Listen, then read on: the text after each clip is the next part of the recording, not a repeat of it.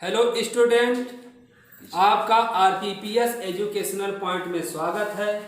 मैं राहुल कुमार पांडे एक बार फिर क्लास 4 के लिए विज्ञान का तीसरा पाठ हमारे वस्त्र व रेशे लेकर आया हूँ। वस्त्र जो होते हैं हमें गर्मी, धूप, सर्दी, धूल तथा अनेक प्रकार के कीटाणुओं से हमारे शरीर की सुरक्षा करते हैं। ऋतुओं के अनुसार, मौसम के अनुसार हम विभिन्न प्रकार के वस्त्रों का इस्तेमाल करते हैं। जैसे गर्मी के दिनों में हम लोग सूती वस्त्रों का इस्तेमाल करते हैं। सूती वस्त्र हल्के होते हैं और पतले होते हैं, जिसके कारण हमारे शरीर के अंदर वायु प्रवेश करती है। सूती वस्त्र जो होते हैं हमारे पसीने को सोखते हैं और हमारे शरीर को ठंडक पहुंचाते हैं। सूती वस्त्र हमारे शरीर के लिए आरामदायक होते हैं। गर्मी के दिनों में हमें हल्के रंग के कपड़ों को पहनना चाहिए, जैसे सफ़ेद रंग के कपड़े या रंग बिरंगे कपड़े जो हल्के रंग के हों। हमें काले वस्त्रों को गर्मी के दिनों में नहीं पहनना चाहिए, क्योंकि काला रंग जो होता है वह ऊष्मा को अवशोषित करता है और हमारे शरीर को गर्मी पहुंचाता है, जबकि सफ़ेद रंग जो होता है वह हमारी शरीर में ऊष्मा को प्रवेश नहीं करने देता, वह हमारे शरीर को ऊष्मा से बचाता है। तो सूती वस्त्रों को हमें गर्मी में पहनना चाहिए।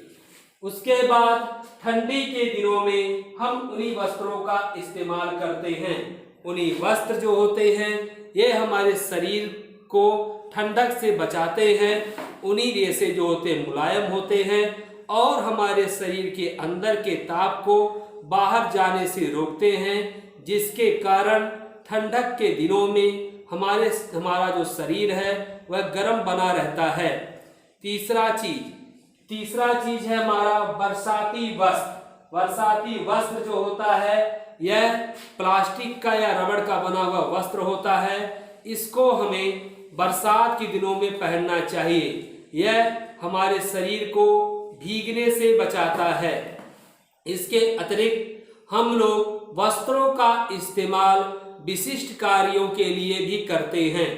जैसे पुलिस हमेशा खाकी वस्त्र का ही इस्तेमाल करती है। डॉक्टर हमेशा सफ़ेद रंग के वस्त्र का इस्तेमाल करते हैं। डाकिया हमेशा नीले रंग का वस्त्र पहनते हैं।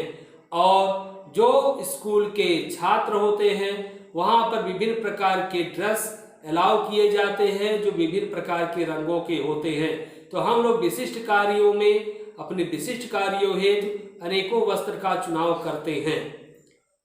उसके बाद हम लोग जानेंगे कि वस्त्र बनाने में कौन कौन से रेशे प्रयुक्त होते हैं। वस्त्र बनाने में दो प्रकार के रेशे प्रयुक्त होते हैं। पहला प्राकृतिक रेशा और दूसरा कृत्रिम रेशा। प्राकृतिक रेशे जो होते हैं हमें पेड़ पौधों, भेड़ इत्यादि से प्राप्त होते हैं, जैसे रुई, सिल्क, ऊन। तो रुई, सिल्क और ऊन जो होते हैं ये प्राकृतिक रेशे होते हैं जो प्रकृति के द्वारा निर्मित होते हैं। ये हमें पेड़ पौधे या विभिन्न प्रकार के जीव जंतु जैसे भेड़ इत्यादि से प्राप्त होते हैं। दूसरे प्रकार का रेशा होता है कृत्रिम रेशा।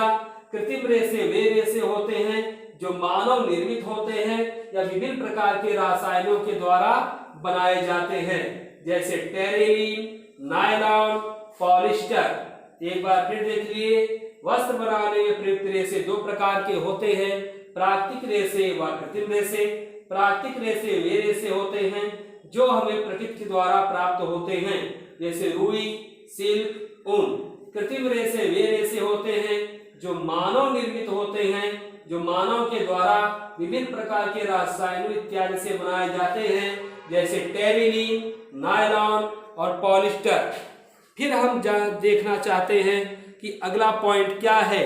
आगे कहता है कि हमको वस्त्रों की भी देखभाल करनी चाहिए।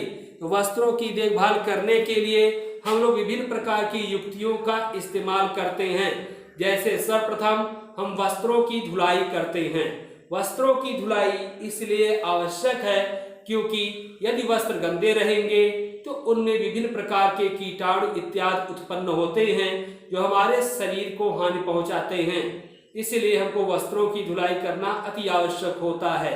वस्त्रों की धुलाई करने के लिए हमें यह ध्यान में रखना चाहिए कि कभी भी हमको वस्त्र को अधिक रगड़कर साफ नहीं करना चाहिए। अगर हम वस्त्रों को अधिक रगड़ के साफ करते हैं तो वस्त्र के फटने का चांस बहुत ज्यादा होता है। वस्त्रों को निचोड़ना नहीं चाहिए, खूब निचोड़ना नहीं चाहिए। अगर हम खूब निचोड़ते हैं वस्त्रों को, उसके वजह से टूट जाते हैं और वस्त्र के फटने का समय भी आ जाता है जल्द ही। इसलिए हमें अपने वस्त्रों को जब धुलाई करें तो यह आवश्यक ज्ञान रखें कि हमको वस्त्रों को कम से कम और अच्छी तरीके से धोना चाहिए। दूसरी चीज इस्त्री करना, हमको वस्त्रों को इस्त्री भी करना चाहिए। इस्त्री करने से क्या फायदे हैं?